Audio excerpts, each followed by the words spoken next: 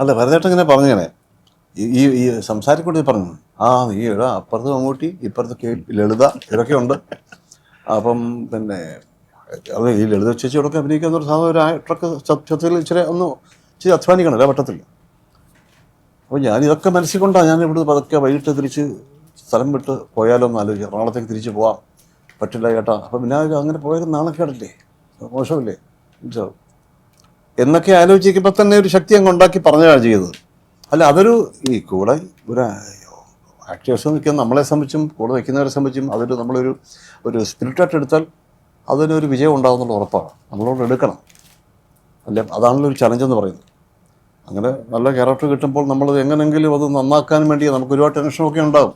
ഇപ്പോൾ ഒരു സിനിമയിൽ അഭിനയിക്കുമ്പോൾ ഒരു സ്വാഭാവികമായിട്ട് ഞാനെല്ലാം തേഞ്ഞാന്ന് പറഞ്ഞാൽ നമുക്ക് കയറി അഭിനയിക്കുക, ഡയലോഗ് പറയുക, എൻ്റെ എല്ലാം ഓക്കെയാണ്, എനിക്ക് വേറെ ഇതൊന്നുമില്ല, ഞാനാണെന്ന് പറഞ്ഞ് നടന്നാൽ ഒരിക്കലും ശരിയാവില്ല. അപ്പോൾ ഏത് പടത്തി അഭിനയിക്കുമ്പോഴാണ് ശരി അതിൻ്റെ ഒരു ടെൻഷൻ കാര്യങ്ങളും എന്നെ സംബന്ധിച്ച് എനിക്കുണ്ട്.